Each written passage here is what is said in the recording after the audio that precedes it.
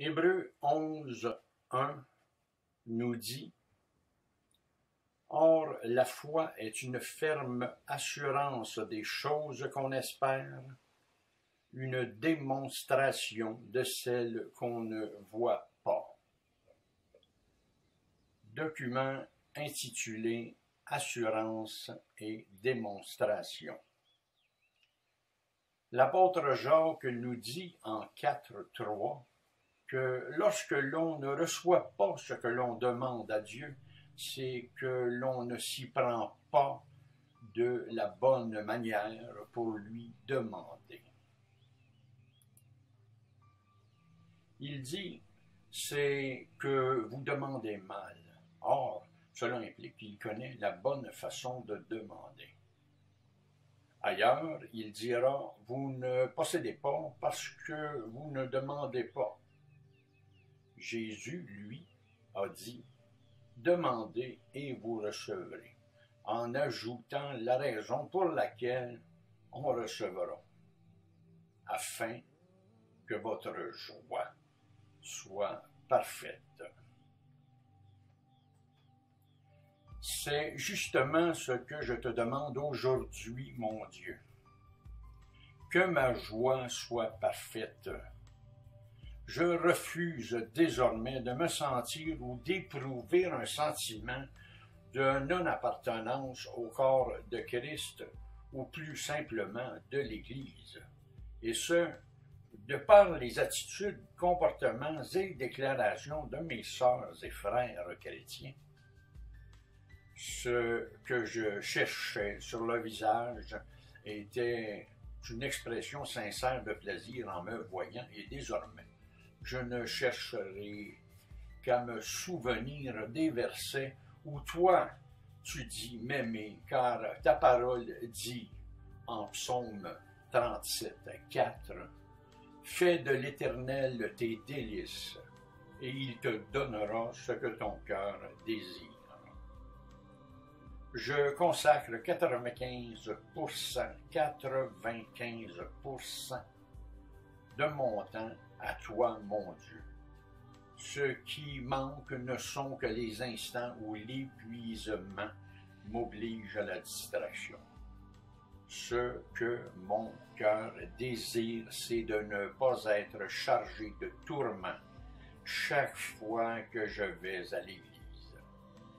Qu'il vienne d'une demande qui me semble inutile, comme de m'avancer en avant à la fin d'une réunion pour que l'on prie sur moi à cause que j'ai mangé une tarte aux pommes au lieu d'un repas normal, parce que je préférais continuer mes études théologiques que de faire la cuisine, ou encore demander pardon pour une faute déjà avouée, comme si la confession catholique romaine était instituée dans le protestantisme. J'ai accès à ton trône, moi-même, selon ta parole, et je veux qu'elle soit respectée pour moi comme pour les autres. Je médite ta parole jour et nuit. Je n'ai que toi au ciel et ici-bas. Je n'ai plus rien, pas de famille, pas d'amis, que toi pour me réconforter, en qui j'ai confiance. Tu m'aimes et me délivres depuis 2001 et bien avant dans ma vie. Chaque fois que j'ai été cerné ou piégé, tu m'as délivré et tu ne m'abandonneras jamais. Toi, tu ne te détournes pas lorsque je m'approche comme ces gens de l'Église. Guy et Michael m'ont salué, Rachel s'est présentée, Denise, qui s'était présentée, s'est détournée et Denis ne m'a pas accueilli. Je te chercherai, toi et toi seul, dans les églises. Je ne crois plus en l'être humain. Toi, tu m'aimes, toi, tu m'accueilles, toi, tu ne me condamnes pas. Je hais le mensonge et l'hypocrisie, les faux sourires, les fausses présentations. Je hais l'ascétisme et la confession publique. Je hais la manipulation. Et tu me délivres des méchants. Ta parole dit que si une autre personne se met en accord avec moi pour te demander une chose, elle me sera accordée. Elle dit aussi de croire que j'ai ce que je demande et qu'ainsi je l'obtiens. Alors, Seigneur, puisque ta parole dit que tu es attentif à mes prières, j'élève ma voix et mon cœur vers toi pour te demander, en accord avec tes promesses, de faire, puisque tu es le Tout-Puissant, tout ce qui doit être fait pour que désormais en Église comme ailleurs dans ma vie, je n'éprouve plus ce sentiment d'être manipulé ou inondé de messages ou d'opinions par inférence propositionnelle. Je déclare que désormais l'on ne m'accuse plus de tel ou tel autre manquement, erreur ou péché, à moins qu'il en existe un et que je n'en sois pas conscient et que j'ai omis de te demander pardon. Je déclare et proclame que désormais, en Église comme ailleurs, l'on me traite amicalement si ce sentiment est sincère et avec dignité et politesse de respect social. Que plus personne ne me serre des regards d'indifférence, de menace ou de mépris. J'invoque ici bien sûr l'aspect créatif de ma parole puisque créé à ton image. J'ai l'assurance parfaite de la pleine réalisation de mes demandes en prière, puisque ta parole dit en Philippiens 4:0 de ne m'inquiéter de rien et en toute chose te faire connaître mes besoins par des prières et des supplications avec des actions de grâce et tout mon temps de vie t'étant consacré l'est en action de grâce, comme tous mes argents libres sont dépensés pour le service de ta gloire. J'ai la pleine assurance de la pleine réalisation des demandes de mes prières parce que ta parole dit en plus que si je demande dans mes prières que mon amour augmente de plus en plus en connaissance et en pleine intelligence, tu me l'accorderas, ce que promet donc ta parole en Philippiens 1:9. J'ai la pleine assurance de la pleine réalisation des demandes de mes prières parce que ta parole en 1 Timothée 5:5 dit que, comme moi, en parlant d'une veuve, celle qui est véritablement veuve et qui est demeurée dans l'isolement, met son espérance en Dieu et persévère nuit et jour dans les supplications et les prières, ce que je fais, presque toujours ayant choisi de ne pas refaire ma vie après les divorces pour me consacrer à ta recherche. J'ai la pleine assurance de la pleine réalisation des demandes de mes prières parce que ta parole en 1 Timothée 2:1 dit que si je m'exhorte donc avant toute chose à faire des prières, des supplications, des requêtes, des actions de grâce pour toutes les femmes et tous les hommes que je connais et même ceux que je n'ai jamais rencontrés, ces actions te seront agréables. J'ai la pleine assurance et la pleine réalisation des demandes de mes prières parce que ta parole en Matthieu 19:29 dit que quiconque aura quitté comme moi finalement à cause de ton nom, ses frères ou ses sœurs ou son père ou sa mère ou sa femme ou ses enfants ou ses terres ou ses maisons, recevra le centuple et héritera la vie éternelle.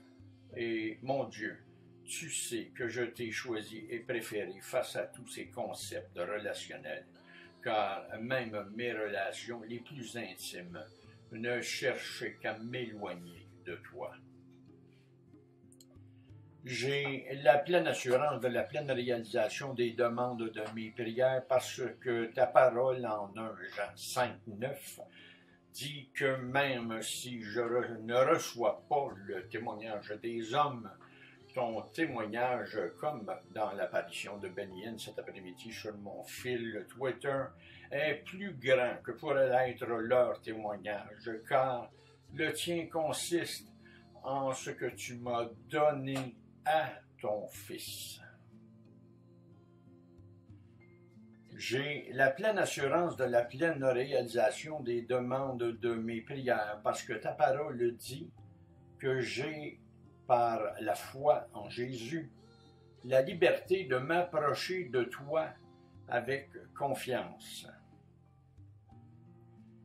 J'ai la pleine assurance de la pleine réalisation des demandes de mes prières parce que ta parole en 1 Jean 3, 22 dit que quoi que ce soit que je demande, je le reçois de toi parce que je garde tes commandements et que je fais ce qui t'est agréable. J'ai la pleine assurance de la pleine réalisation des demandes de mes prières parce que ta parole en Colossiens 3, 24 dit que je sais que je recevrai du Seigneur Jésus et donc de toi l'héritage pour récompense. Et je sers Christ, mon Seigneur. J'ai la pleine assurance de la pleine réalisation des demandes de mes prières parce que ta parole en Jean 16, 24 dit que jusqu'à présent, je n'avais rien demandé au nom de Jésus et de la manière qu'il m'a enseigné à demander et de recevoir, afin que ma joie soit parfaite.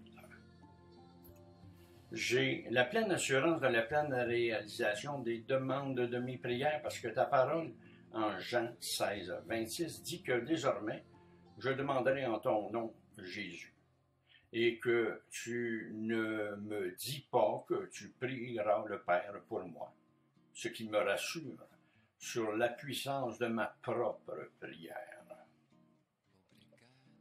J'ai la pleine assurance de la pleine réalisation des demandes de mes prières parce que ta parole en Marc 11, 24 dit « Jésus lui-même me dit que tout ce que vous demanderez en priant, croyant que je l'ai reçu, je le vois s'accomplir comme l'intervention de Benny Hinn ce midi, tout aussi divine en tant que présence synchronisée à mes actions que celle d'Alexandra, par exemple, lorsque je prends le bus. J'ai la pleine assurance de la pleine réalisation des demandes de mes prières parce que ta parole en Matthieu 21, 22 dit que tout ce que je demanderai avec foi en la prière, je le recevrai. J'ai la pleine assurance de la pleine réalisation des demandes de mes prières parce que ta parole en Jean 14, 13 dit que tout ce que je demanderai au nom de Jésus, il le fera afin que le Père soit glorifié dans le Fils. J'ai la pleine assurance de la pleine réalisation des demandes de mes prières parce que ta parole en Jean 15, 16 dit que ce n'est pas moi qui ai choisi Jésus, mais Jésus. Il dit, je vous ai choisi et je vous ai établi afin que vous alliez et que vous portiez du fruit et que votre fruit demeure, afin que ce que vous demanderez au Père en mon nom, il vous le donne. J'ai la pleine assurance de la pleine réalisation des demandes de mes prières parce que ta parole en Matthieu 18, 19 dit « Je vous dis encore que si deux d'entre eux vous s'accordent sur la terre pour demander une chose quelconque, elle leur sera accordée par mon Père qui est dans les cieux. J'ai la pleine assurance de la pleine réalisation des demandes de mes prières parce que ta parole en Jean 16, 23 dit « En ce jour-là, vous ne m'interrogerez plus sur rien. En vérité, je vous le dis, ce que vous demanderez au Père, il vous le donnera en mon nom. »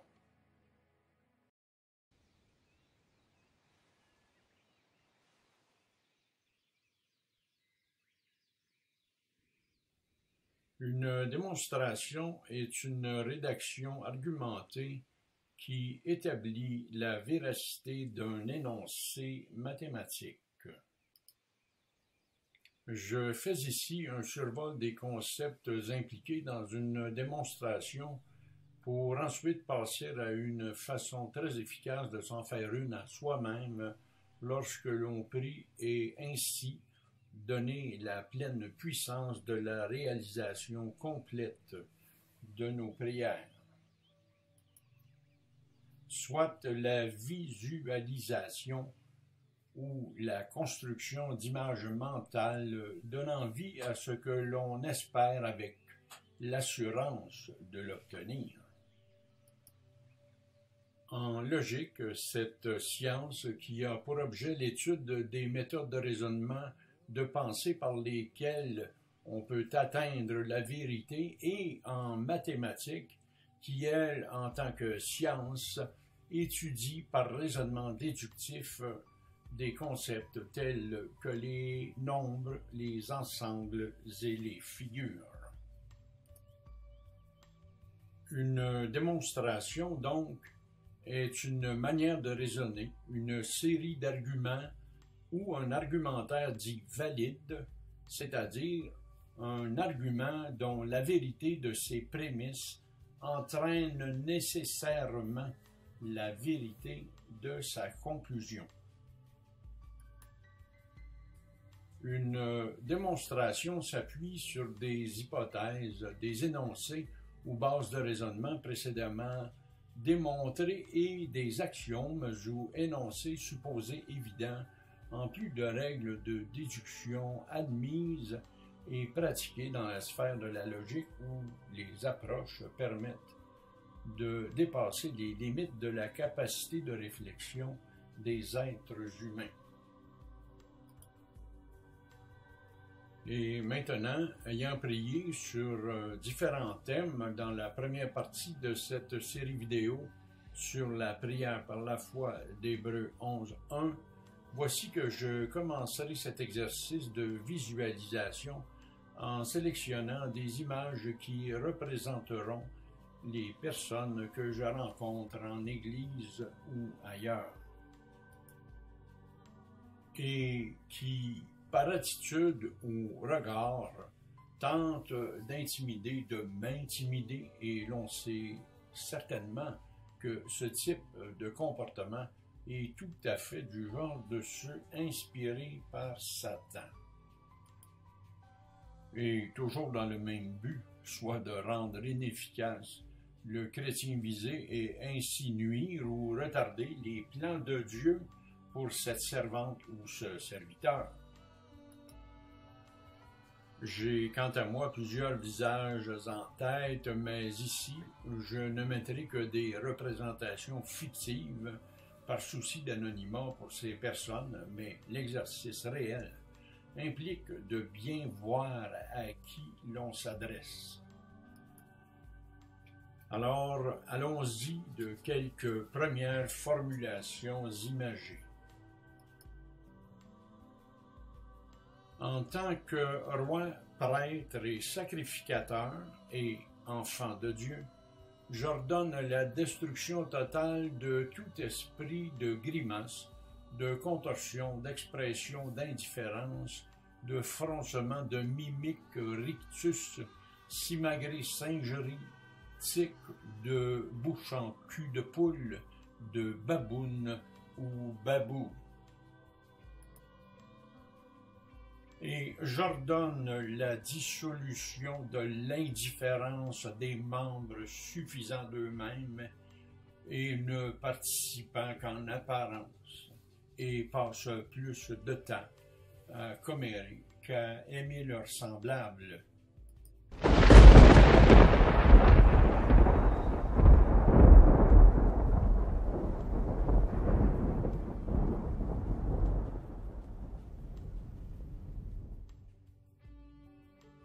Les prémices sur lesquelles je baserai mon argumentaire sont les suivantes.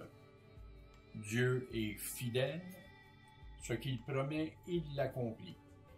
Il ne ment jamais, il ne se lassera jamais de me bénir, et il le fait déjà chaque jour. Voici qu'à l'appui de la véracité de mes prémices, je relève 10 versets démontrant la fidélité de Dieu.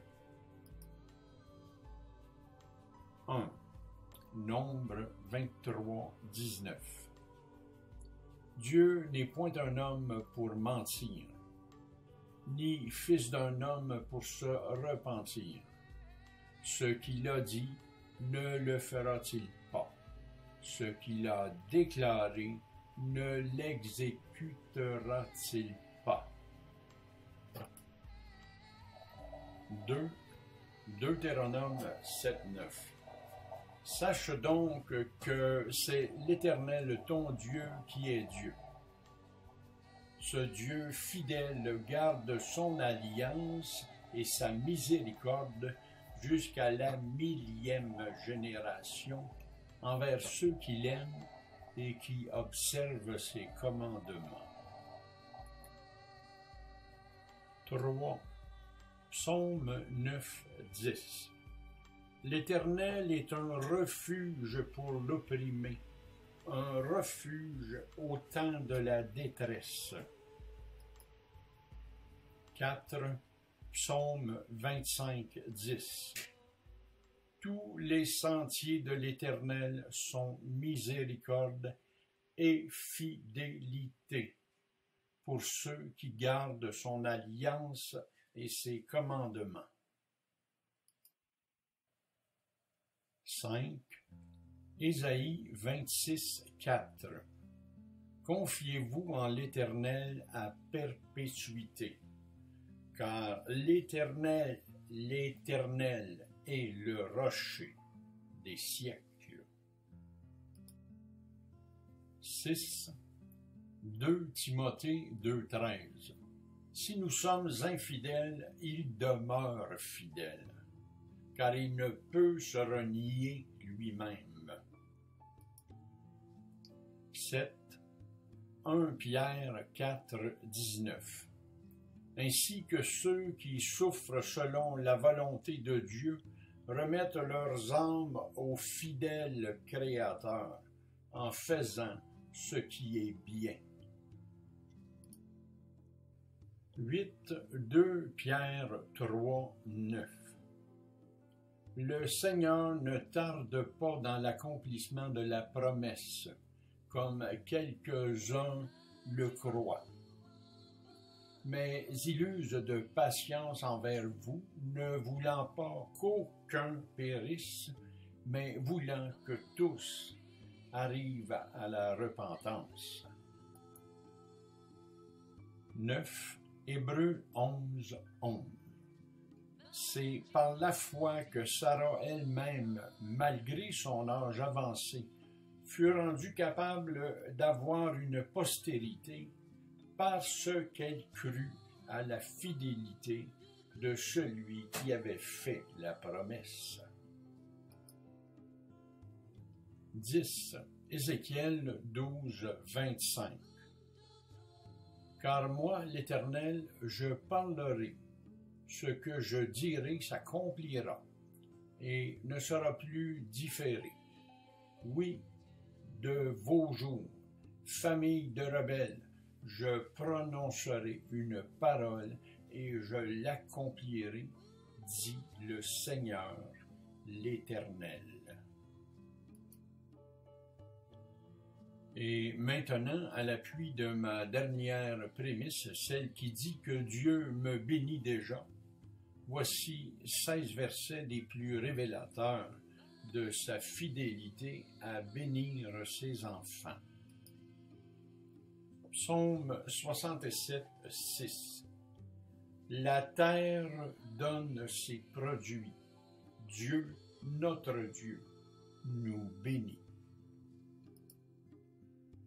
Psaume 67, 7. Dieu nous bénit, et toutes les extrémités de la terre le craignent. Psaume 5, 12. Car tu bénis le juste, ô Éternel, tu l'entoures de ta grâce comme d'un bouclier. Proverbe 3, 33. La malédiction de l'Éternel est dans la maison du méchant, mais il bénit la demeure des justes. Proverbe 10, 6. Il y a des bénédictions sur la tête du juste, mais la violence couvre la bouche des méchants. Psaume 21, 3. Quand tu l'as prévenu par les bénédictions de ta grâce, tu as mis sur sa tête une couronne d'or pur. Psaume 21, 6. Tu le rends à jamais un objet de bénédiction. Tu le combles de joie devant ta face. Nombre 24, 1. Balaam vit que l'Éternel trouvait bon de bénir Israël, et il n'alla point comme les autres fois à la rencontre des enchantements, mais il tourna son visage du côté du désert. Romains 15, 29. Je sais qu'en allant vers vous, c'est avec une pleine bénédiction de Christ que j'irai. 1 Pierre 3, 9. Ne rendez point mal pour mal ou injure pour injure. Bénissez au contraire, car c'est à cela que vous avez été appelés afin d'hériter la bénédiction. Nombre 22, 12. Dieu dit à Balaam, tu n'iras point avec eux, tu ne maudiras point ce peuple, car il est béni. Psaume 107, 38. Il les bénit et ils deviennent très nombreux, et il ne diminue point leur bétail. Psaume 65, 10. En arrosant ses sillons, en aplanissant ses mottes, tu l'as détrempé par des pluies, tu bénis son germe. Tite 3, 4. Mais lorsque la bonté de Dieu, notre Sauveur, et son amour pour les hommes ont été manifestés. Hébreux 6, 7. Lorsqu'une terre est abreuvée par la pluie qui tombe souvent sur elle, et qu'elle produit une herbe utile à ceux pour qui elle est cultivée, elle participe à la bénédiction de Dieu. Ésaïe 65, 23.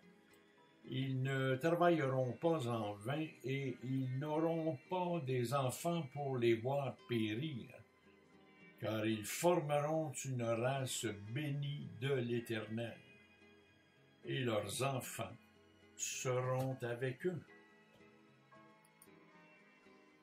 Affirmation positive pour me libérer du doute et des raisonnements sceptiques. Jour après jour, je suis de plus en plus confiant, détendu, libre, et je crois de plus en plus à la pleine réalisation de toutes les promesses de Dieu dans le présent, comme le dit sa parole.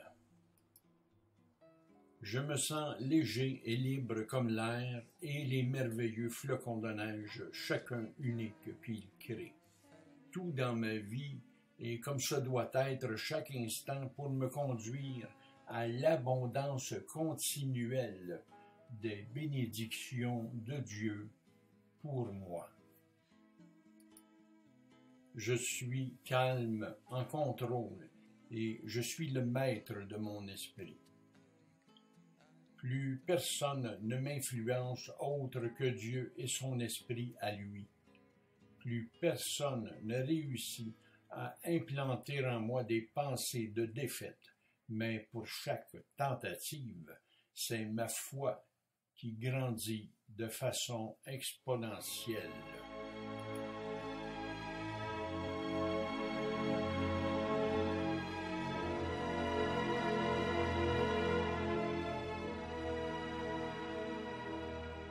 Affirmation positive pour augmenter ma conscience de la présence de Dieu. Jour après jour, mon niveau d'attention à la présence de Dieu et de Jésus s'affine et ma capacité de concentration augmente de façon significative.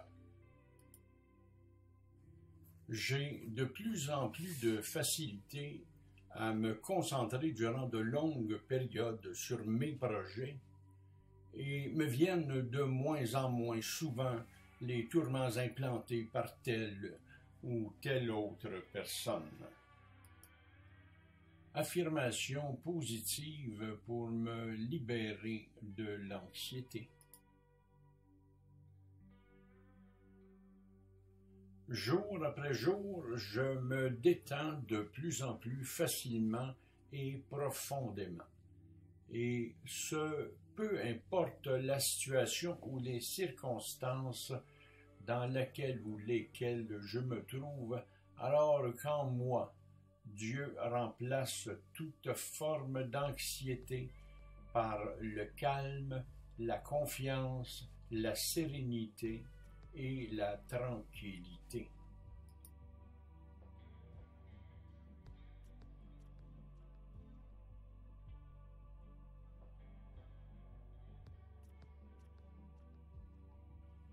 Je libère mon esprit de toute pensée ou image inutile qui ne soit pas en relation conséquente avec mes prières, mes souhaits, mes demandes de réalisation à Dieu et pour sa gloire.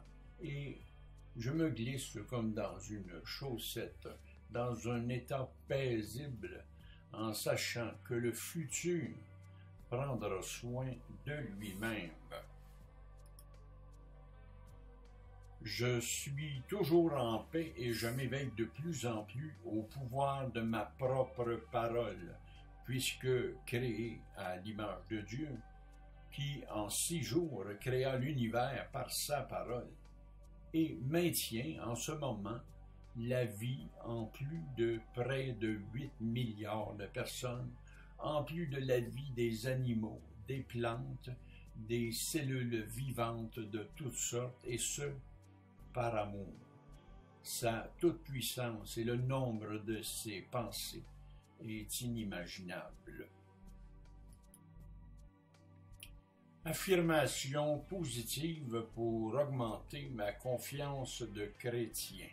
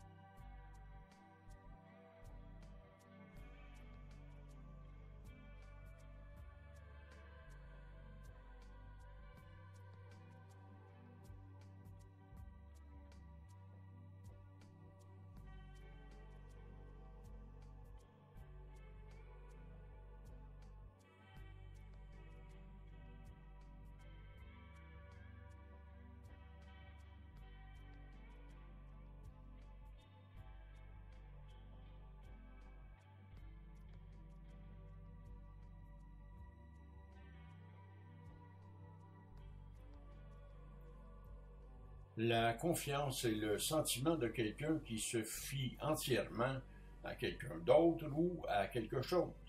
La Bible me dit de faire confiance à Dieu et qu'il est digne de confiance, fidèle et capable. Compte sur le Seigneur, sois fort, reprends courage, compte sur le Seigneur. Psaume 27, 14. Ne t'appuie pas sur ton intelligence, mais de tout ton cœur, mets ta confiance dans le Seigneur. Reconnais-le dans tout ce que tu fais, et lui, il guidera tes pas. Proverbe 3, 5, 6. Moi, je suis sûr de ton amour. Mon cœur est joyeux parce que tu me sauves. Je veux chanter le Seigneur pour le bien qu'il m'a fait. Psaume 13, 6. Celui qui est jaloux du bien des autres provoque des disputes. Mais celui qui met sa confiance dans le Seigneur deviendra riche. Il ne se laisse troubler par rien. Seigneur, tu lui donnes une paix sûre parce qu'il a confiance en toi. Mais moi, j'ai confiance en toi, Seigneur. Je dis, mon Dieu, c'est toi. Psaume 31, 15. Quand on peut faire confiance à quelqu'un pour une toute petite chose, on peut lui faire confiance aussi pour une grande. Et quand on est malhonnête pour une toute petite chose, on est malhonnête aussi pour une grande. Luc 16, 10. J'attends le Seigneur, je l'attends de tout mon cœur. J'ai confiance en sa parole. Psaume 135. Mais celui qui met sa confiance en moi et qui s'appuie sur moi, moi, le Seigneur, je le bénis. Jérémie 17, 7. Alors tu trouveras la joie dans le Dieu Tout-Puissant et tu le regarderas avec confiance. Job 22, 26. Affirmation positive pour me libérer de l'esprit de timidité. J'aime les gens, ils m'intéressent et j'ai de la facilité à les aborder. Les déceptions me sont venues de l'hypocrisie de ceux qui ont choisi de servir à Satan. Mais les êtres humains, même égarés, je les aime du plus profond de mon cœur. J'accueille l'opportunité d'avoir des contacts humains significatifs partout autour de moi, dans les églises comme ailleurs. Les gens aiment me rencontrer et moi je sais distinguer l'authenticité de la ruse et de la manipulation. J'ai pleine confiance en mes moyens et mes habiletés sociales et de chrétien. La timidité est à la base une insurmontable tristesse causée par la peur d'être rejeté, maltraité donc, abusé et puni de façon excessive, soit abandonné. Ce fait est facile à constater chez les enfants dont les visages n'ont pas encore appris à dissimuler la vraie nature de ce qu'ils éprouvent. Plus tard, chez les adultes, l'on fera tout pour que cette tristesse ne soit connue de personne Et la personne timide développera toutes sortes de stratégies pour éviter d'être exposée à ce qui lui prouverait une fois de plus qu'elle ne mérite pas d'être aimée. La timidité est un manque de foi. Tout d'abord en l'espèce humaine, lequel manque est la plupart du temps rationnel. Il se propage malheureusement envers toute entité relationnelle, prenant la forme de la méfiance envers les animaux, les insectes et même les plantes. Autrement dit, tout ce qui est vivant ou symbolise le vivant.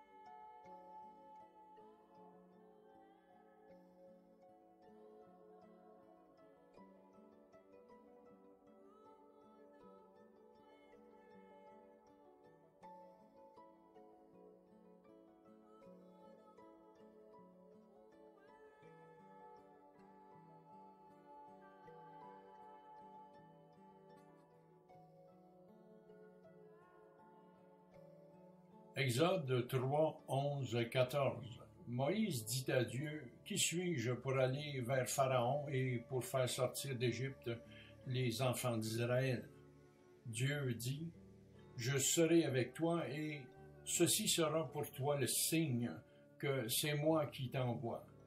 Quand tu auras fait sortir d'Égypte le peuple, vous servirez Dieu sur cette montagne. » Moïse dit à Dieu, « J'irai donc vers les enfants d'Israël et je leur dirai, le Dieu de vos pères m'envoie vers vous, mais s'ils me demandent quel est son nom, que leur répondrai-je? » Dieu dit à Moïse, « Je suis celui qui suis. » Et il ajouta, « C'est ainsi que tu répondras aux enfants d'Israël. Celui qui s'appelle « Je suis » m'a envoyé vers vous. » Exode 4, 1, 3.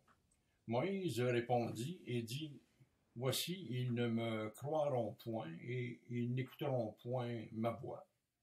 Mais ils diront, l'Éternel ne t'est point apparu. » L'Éternel lui dit, « Qu'y a-t-il dans ta main? » Et il répondit, « Une verge. » L'Éternel dit, « Jette-la par terre. » Il la jeta par terre, et elle devint un serpent. Moïse fuyait devant lui. Exode 6, 12.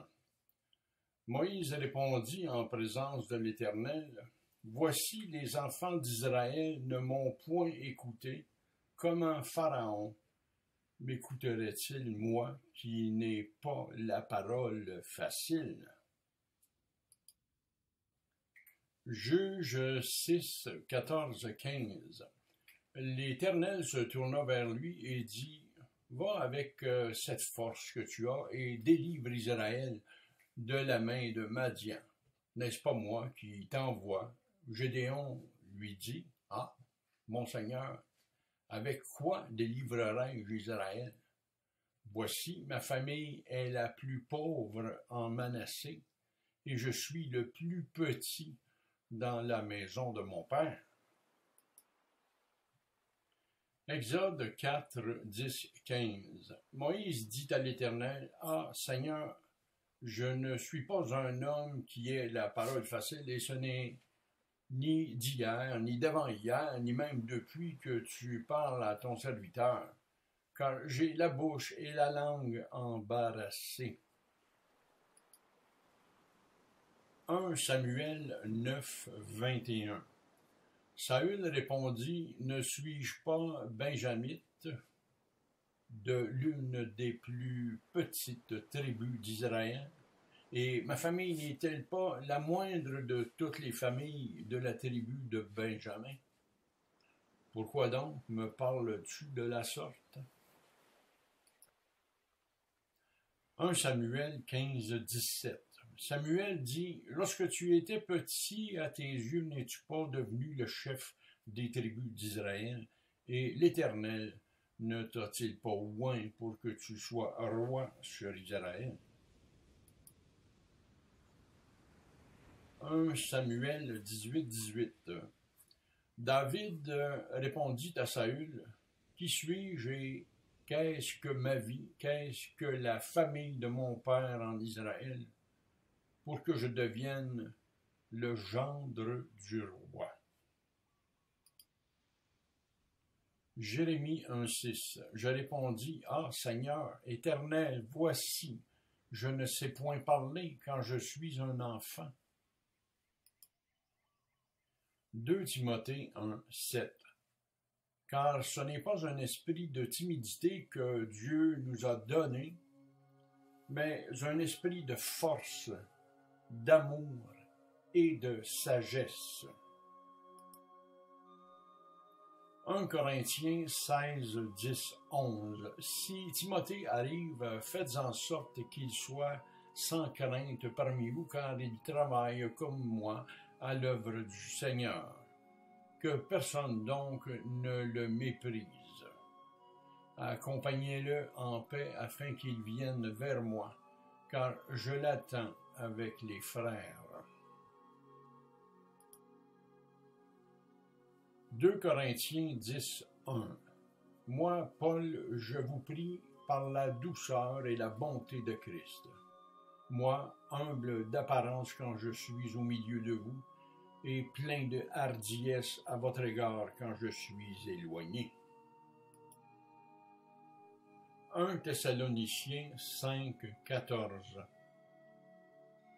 Nous vous prions aussi, frères, avertissez ceux qui vivent dans le désordre, consolez ceux qui sont abattus, supportez les faibles, usez de patience envers tous.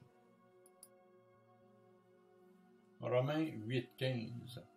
Et vous n'avez point reçu un esprit de servitude pour être encore dans la crainte, mais vous avez reçu un esprit d'adoption par lequel nous crions « Abba, Père ». Affirmation positive pour augmenter mon estime personnelle. J'aime qui je suis et suis en paix avec moi-même parce que créé par toi, mon Dieu, et te dis, je te loue de ce que je suis une créature si merveilleuse. Tes œuvres sont admirables et mon âme le reconnaît bien. Psaume 139, 14. Je suis une belle personne de l'intérieur jusqu'à l'extérieur. Je mérite d'être aimé, et c'est de toi que tout l'amour dont j'ai besoin me vient. Je m'aime parce que tu m'aimes. Je me fais confiance parce que tu me fais confiance. Je crée par mes pensées et ma parole parce que tu m'as fait à ton image et que toi, tu as tout créé par ta pensée et tes paroles.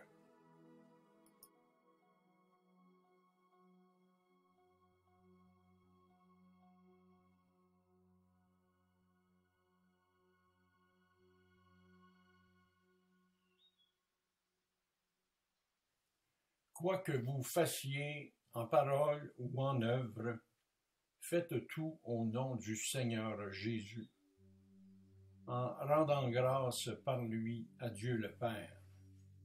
Colossiens 3, 17.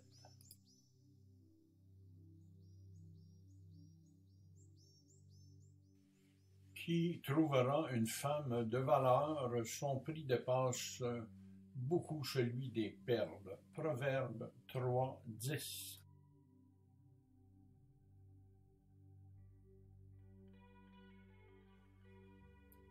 Psaume 139, 15. Mon corps n'était pas caché devant toi quand, dans le mystère, je fus façonné dans les lieux secrets au sein de la terre. Je n'étais encore qu'une masse informe, mais tu me voyais et dans ton grand livre, chacun de ces jours que tu me destines étaient tous inscrits avant que l'un d'eux ne vienne à paraître.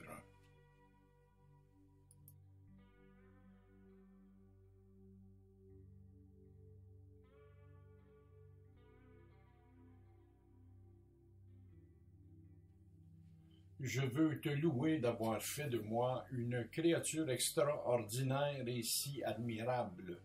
Tu fais des merveilles et mon être entier le reconnaît bien.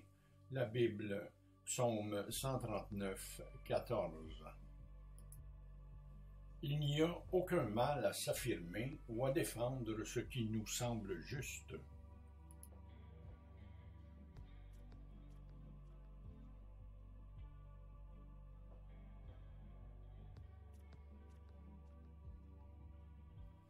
Même Dieu ne peut pas plaire à tout le monde, et seul un insensé essaierait-il de faire ce qui est impossible même à Dieu.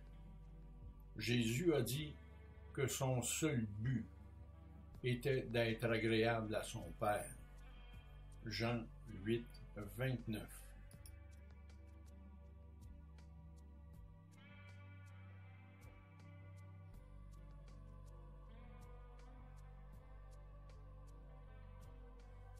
Je crois comme Pascaline la réalité qu'il est important de se regarder dans le miroir de Dieu.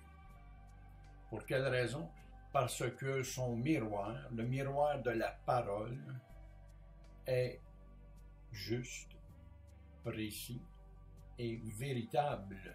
Ce n'est pas un miroir déformant ou grossissant, c'est la vérité.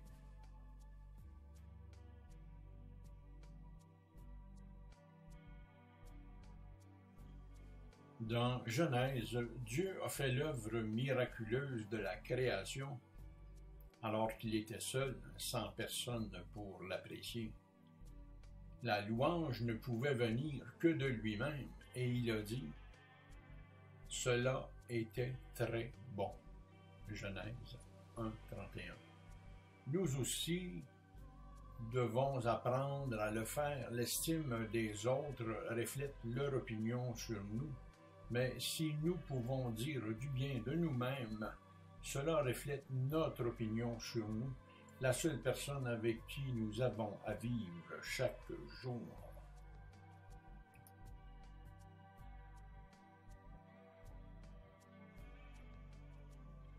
Découvrons le plan de Dieu pour notre vie. Nous n'avons pas été conçus pour impressionner les autres ou pour chercher leur approbation. Aux yeux de Dieu, notre apparence ne définit pas notre valeur. L'homme regarde à ce qui frappe les yeux, mais l'Éternel regarde au cœur. 1 Samuel 16, 7.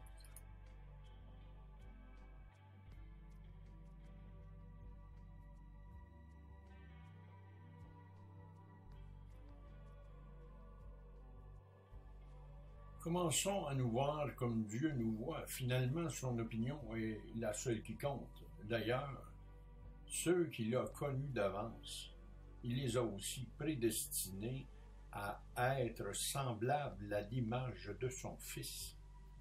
Romains 8, 29.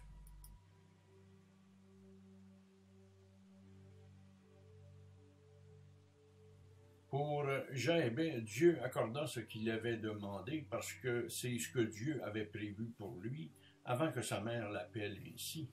Dieu nous exauce, nous aussi, car il veut que nous entrions dans son plan prévu pour nous avant le déclenchement de tous les mensonges qui sont venus affecter nos vies.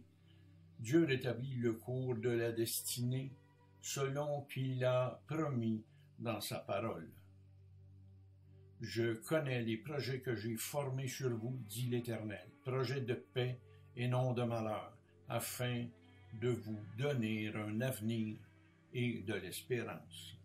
Jérémie 29, 11.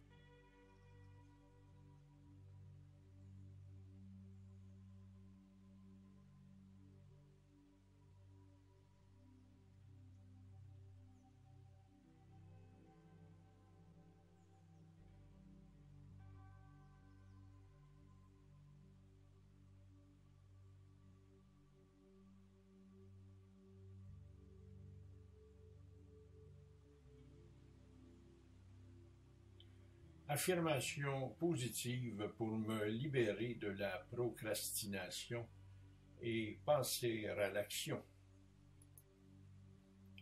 Je ne souffre plus de cette tendance à remettre au lendemain ce que je dois faire, même si rien ne m'y oblige, car lorsque je pense à faire telle ou telle chose, c'est que Dieu me rappelle que j'ai telle ou telle chose à faire.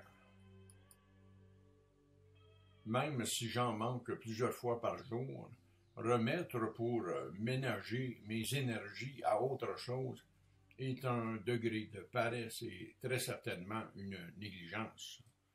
Refuser systématiquement de faire ce qui, pour moi, manque d'intérêt, me place dans des situations où l'ennemi tente de tirer parti, alors je proclame que j'aurai toujours assez d'énergie pour faire tout ce que je choisis de faire. Je fais ce que j'ai à faire quand ça doit être fait. Je passe à l'action sur mes objectifs tous les jours. J'aime la sensation de finir une tâche. Proverbe 6.2. Si tu es enlacé par les paroles de ta bouche, si tu es pris par les paroles de ta bouche. Proverbe 6.4. Ne donne ni sommeil à tes yeux, ni assoupissement à tes paupières. Ecclésiaste 11.3.4. Quand les nuages sont pleins de pluie, ils la répandent sur la terre, et si un arbre tombe au midi ou au nord, il reste à la place où il est tombé. Celui qui observe le vent ne sèmera point, et celui qui regarde les nuages ne moissonnera point. Proverbe 6, 6, 8. Va vers la fourmi paresseux, considère ses voies et devient sage. Elle n'a ni chef, ni inspecteur, ni maître.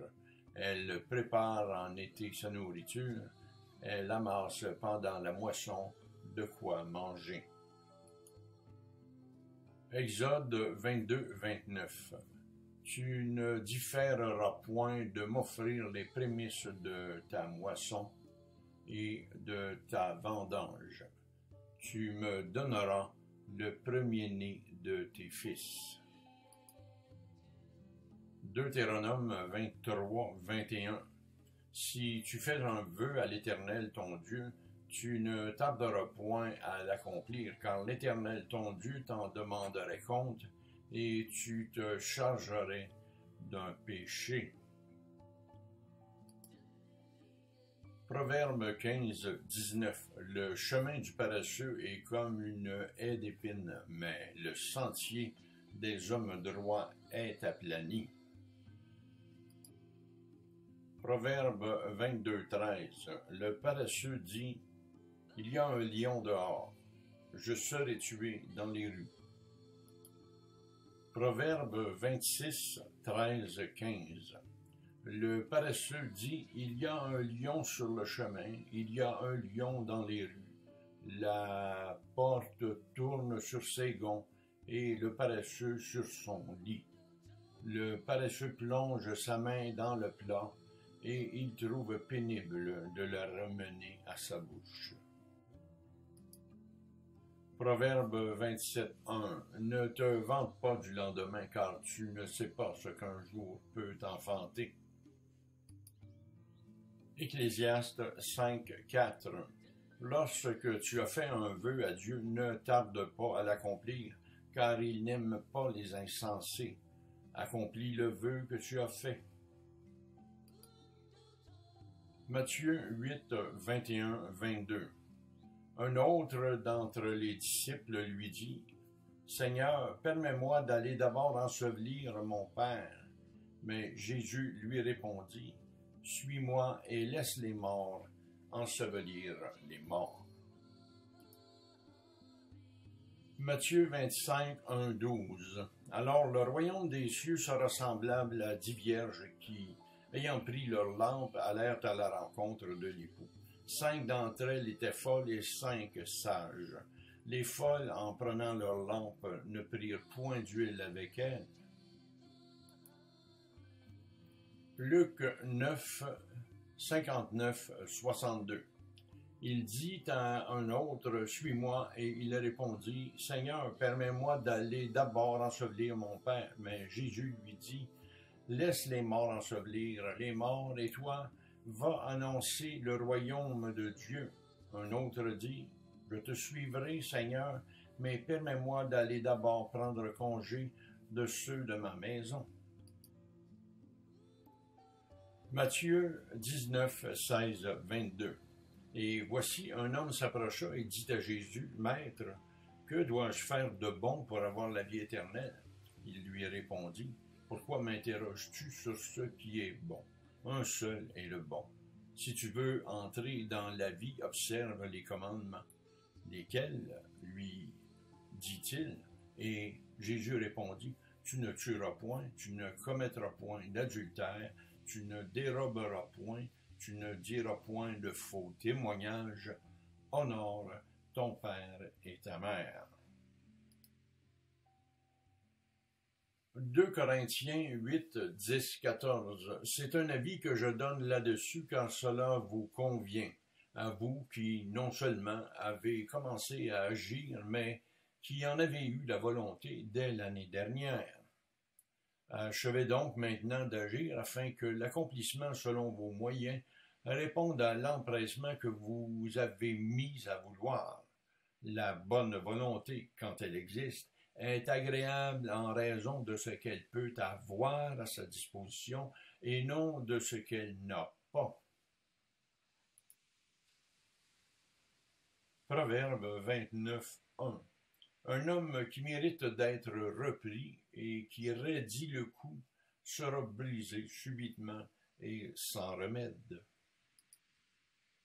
2 Corinthiens 6:1. Puisque nous travaillons avec Dieu, nous vous exhortons à ne pas recevoir la grâce de Dieu en vain. Jérémie 13:16. Rendez gloire à l'Éternel votre Dieu, avant qu'il fasse venir les ténèbres, avant que vos pieds heurtent contre les montagnes de la nuit. Vous attendrez la lumière, et il la changera en ombre de la mort, et la réduira en obscurité profonde.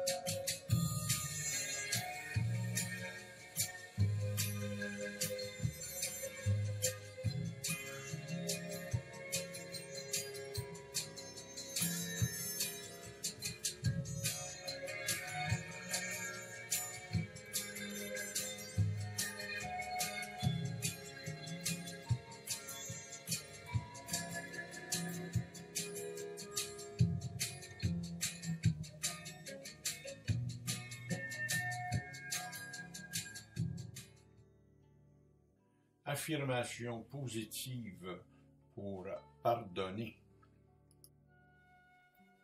Je pardonne sincèrement à ceux qui m'ont fait mal, soit ceux dont j'avais le plus besoin, croyais-je, d'être aimé, ma famille terrestre, ma famille chrétienne, mes amis, mes guides, mes éducateurs, mes protecteurs, les autorités de ma ville et de mon pays, et je ne me sens pas totalement libéré, mais je sais avec certitude qu'en demandant à Dieu de combler les ravins creusés en moi par les abus subis, par son amour donc, il le fera, et ça j'y crois parfaitement, et je le ressens.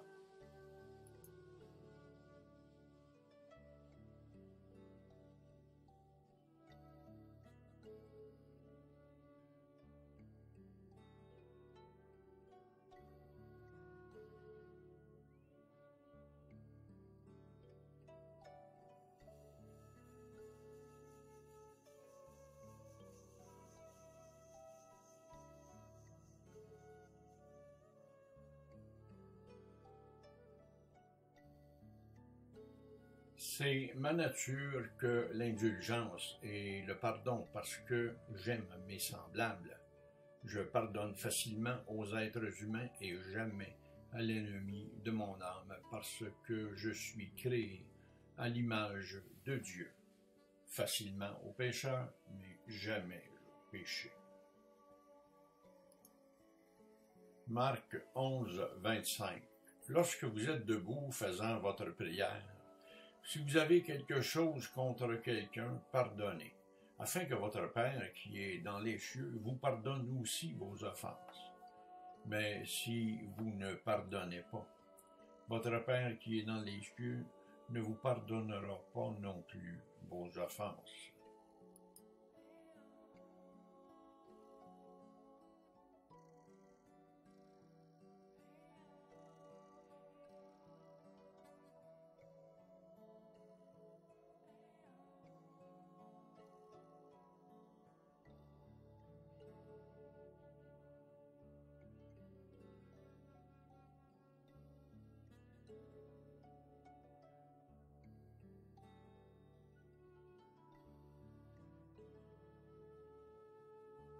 En terminant, je fais une courte révision de ces deux vidéos.